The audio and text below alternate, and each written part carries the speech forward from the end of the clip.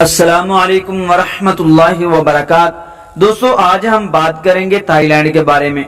Thai land کے معنی ہے آزاد لوگوں کے رہنے کی جگہ۔ اس ملک کا پرانا نام سیام ہوا کرتا تھا۔ یہ ملک تاریخ میں کبھی بھی کسی اور قوم کا غلام نہیں بنا۔ تھائی لینڈ ایک آئینی سلطنت ہے۔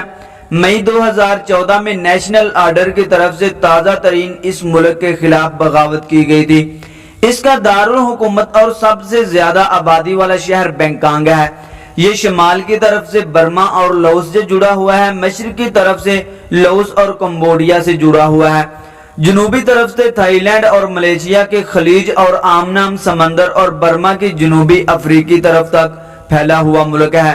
اس کی بحری سرحدوں کی بات کی جائے تو ویتنام تھائی لینڈ کے خلیج میں، جنوبی مشرقی انڈونیشیا اور انڈیا اور عمان جڑے ہوئے ہیں۔ تھائی لینڈ کا علاقہ اس لحاظ سے تاریخی اہمیت کا حامل ہے کہ یہاں کے لوگوں نے پہلی دفعہ کانسی کے اوزار ہتھیار استعمال کیے تھے۔ اس سے پہلے انسانوں کے ہاں پتھر کے ہتھیار استعمال ہوتے تھے۔ پتھر سے کانسی اور پھر کانسی کے بعد ہتھیاروں نے لوہے کا لبادہ اوڑھا۔ تھائی لینڈ کی تہذیب میں بہت پہلے سے پالتو جانوروں کا رواج پایا جاتا ہے۔ یہاں کے لوگوں نے قبل از تاریخ مچھلیاں پکڑنے اور درختوں کی چھال اور ریشہ دار درختوں سے کپڑا بننے اور چاول کی فصل اگانے کا انتظام کیا تھا۔ تھائی لینڈ کے ابتدائی باسیوں نے یہاں ابتدائی طرز کی ریاستیں بھی بنائیں اور دور دور کے فاصلے پر انسانی نفوذ کی بستیاں آباد کی تھیں۔ خاص طور پر 6 سے 9 صدی عیسوی کے دوران یہاں کی تہذیب و تمدن نے بہت ترقی کی ہے۔ تھائی لینڈ ایشیا کا واحد ملک ہے جس نے غیر ملکی غلامی کبھی بھی قبول نہیں کی، اور یہاں پر فاتحین تو داخل ہوئے لیکن آقا کبھی بھی داخل نہ ہو سکے۔ 1782 سے لے کر 1932 تک یہاں طویل ترین بادشاہت کا دور رہا۔ تب کے بعد سے سول اور فوجی حکمران یہاں کی کرسی پر اقتدار پر براجمان رہے۔ اس دوران ایک مختصر وقت تک اس ملک کا نام سیام بھی رہا، لیکن اسے قبول عام نہ ہونے کے باعث پھر سے تھائی لینڈ ہی کہا جانے لگا۔ تھائی لینڈ میں 32% آبادی شہروں میں مقیم ہے اور ان میں سے بھی 10% صرف بینکانگ شہر کی رونق بنے ہوئے ہیں، جس کے باعث یہ ملک کا سب سے بڑا شہر گونا کو مسائل میں گرا ہوا ہے۔ دوسری جنگ عظیم کے بعد سے بہتر معاشی مواقع کے حصول کے لیے دیہاتی آبادی کی بہت بڑی تعداد کو شہروں کی طرف کھینچ کر لایا گیا، اور بہت سے لوگ تو مستقل طور پر یا عارضی طور پر ملک چھوڑ کر سمندر پار کی دوسری دنیا میں آباد ہو گئے تھے۔ تھائی لینڈ کی 40% آبادی تھائی زبان بولتی ہے اور یہی یہاں کی سرکاری زبان بھی ہے۔ یہ زبان تھائی حروف ابجد میں لکھی جاتی ہے اور اس زبان کے ادب کا معلوم تاریخ میں 13ویں صدی مسیح سے باقاعدہ آغاز ہوتا ہے، لیکن اس کے ڈانڈے اس سے قدیم ترین ہے۔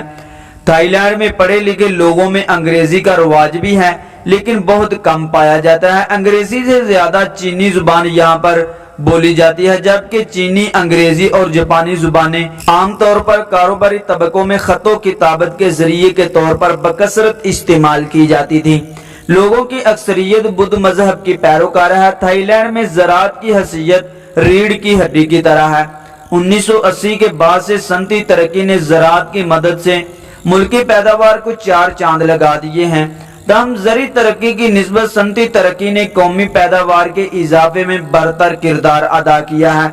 سب سے اہم اور نقد آور فصل تو چاول ہے، لیکن اس کے علاوہ گنا، مکئی، ربڑ، سویا بین، کھوپرا اور دیگر مختلف انواع کے پھل بھی یہاں کی پیداواری فصلیں ہیں۔ صنعتی ترقی سے پہلے چاول کی فصل یہاں سے دوسرے ملکوں کو فروخت کی جاتی تھی اور یہ ملکی زر مبادلہ کے حصول کا سب سے بڑا ذریعہ تھا۔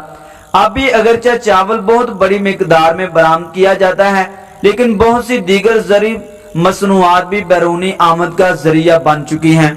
تھائی لینڈ کا بادشاہ یہاں کا آئینی حکمران ہے اور افواج کا نگران اعلیٰ بھی ہوتا ہے۔ اس کے باوجود بادشاہ اپنے اختیارات کم ہی استعمال کرتا ہے۔ تھائی لینڈ کا بادشاہ یہاں کا آئینی حکمران ہے اور افواج کا نگران اعلیٰ بھی ہوتا ہے۔ اس کے باوجود بادشاہ اپنے اختیارات کم ہی استعمال کرتا ہے اور اس کی حیثیت مشاورتی یا اخلاقی دباؤ کی طرح ہوتی ہے۔ وزیر اعظم یہاں کا جمہوری حکمران ہے۔ انتخابات جیتنے والی سیاسی جماعت ایوان کے نمائندگان میں سے اپنے کسی رکن کو اس منصب کے لیے نامزد کرتی ہے اور بادشاہ اس کی تقرری کی दस्तावेजात जारी करके इसे जमहूरी फैसले की गोया के तौसीक कर देता है। वजीर आजम के इख्तियारात में वुज़रा की काबीना की सदारत करना शामिल है, जिसकी तादाद 35 से ज्यादा नहीं होती। 2007 के दस्तूर के मुताबिक वजीर आजम 4 सालों से ज्यादा 2 मुद्दतों तक ही मुंतखब हो सकता है। कानून साजी के लिए जमहूरी पार्लिमानी मुल्कों की तरह 2 ईवान हैं, ईवान नुमाइंदगान और ईवान बाला। ईवान बाला के मुंतखब अरकान 6 साल की मुद्दत पूरी करते हैं, जबकि नामजद अरकान सिर्फ 3 सालों के लिए ही अपने फराइज सर अंजाम दे पाते हैं। मुल्क के सब सूबों का एक नुमाइंदा भी सेनेट में बैठा रहता है, जबकि कुछ बड़े सूबों के 2 नुमाइंदे भी सेनेट में नशिस्त हासिल कर पाते हैं। एक अंदाजे के मुताबिक थाईलैंड में आबादी का कमो पेश 8% मुसलमानों पर मुश्तमिल है और दिन ब दिन इसमें इजाफा देखने में आ रहा है। मुसलमानों की ज्यादा अक्सरियत जनूबी 3 सूबों में पाई जाती है। यहाँ के मुसलमानों की अक्सरियत मलई नस्ल से ताल्लुक रखती है और यही जुबान बोलती है।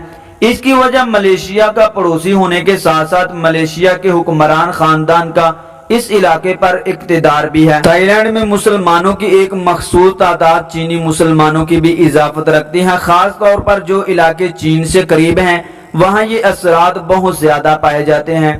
थाईलैंड में इस वक्त तकरीबन 3500 मसाजिद हैं। नेशनल कौंसिल के 5 अरकान नामजद अरकान हुकूमत की वजारत तालीम और वजारत दाखिला को मुसलमानों के जुमला मामलात से आगाह रखते हैं। बादशाह वक्त इस कौंसिल के सरबराह का बजाते खुद तकर्रुर करता है। इसी तरह इस कौंसिल की सूबाई शाखें सूबाई हुकूमतों में मुसलमानों की नुमाइंदगी भी करती हैं। हुकूमत वक्त मुसलमानों के तालीमी अदारों, बड़ी मसाजिद की तामीर और हज पर जाने वालों के अखराजात में भी ताउन करती है। वहाँ की हुकूमत ने मुसलमान बच्चों के लिए सैकड़ों तालीमी अदारे, दुकानें और एक बैंक भी बना रखा है। थाईलैंड के मुसलमानों को अपनी हुकूमत से कुछ शिकायत भी रहती हैं। मज़कूरा 3 सूबों के मुसलमानों में एक अरसे से एहसास महरूमी पड़ रहा है, जो कि अब एक हद तक अलहदगी पसंदी की सूरत में एक तहरीक की शक्ल में उभर रहा है।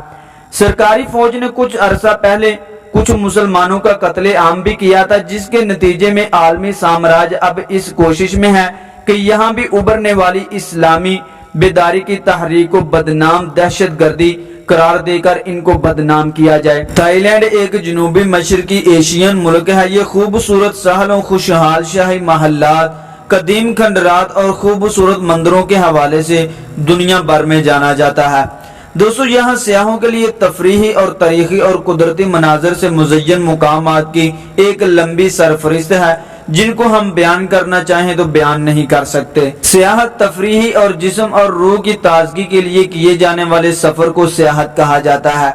फितरी तौर पर सियाहत का शौक हर इंसानी दिल में किसी न किसी सूरत मौजूद होता है, जिसे हर इंसान अपनी इस्तिताअत और हालात के मुताबिक पूरा करने की कोशिश करता है। अब ये इसके ज़ौक और वसाइल पर मुनहसर है कि वो अपना ये शौक किसी मजहबी मुकाम पर जाकर करना चाहता है। फिजाई मुकाम, कुदरती मुनाजर से मुज़य्यन मुकाम, पहाड़ों, दरियाओं, सहराओं, समंदर या दौरे हाजिर के जदीद टेक्नोलॉजी से मुकाम की तरफ सफर करके पूरा करता है।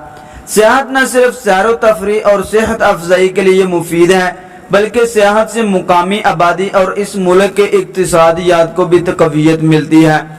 लोगों को काम करने के मौके फराहम होते हैं। सियाहत से मुख्तलिफ सकाफतों और खित्ते से ताल्लुक रखने वाले लोगों को एक दूसरे को समझने का मौका भी मिलता है और मुख्तलिफ अच्छी चीजें एक मुआशरे से दूसरे मुआशरे में चली जाती हैं। गोया के फी ज़माना सियाहत एक इंडस्ट्री की हैसियत रखता है। दोस्तों, आज की हमारी वीडियो यहाँ तक ही।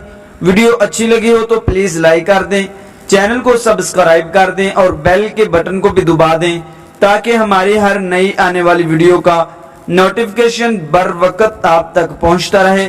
अस्सलामु अलैकुम व रहमतुल्लाहि व बरकातहू।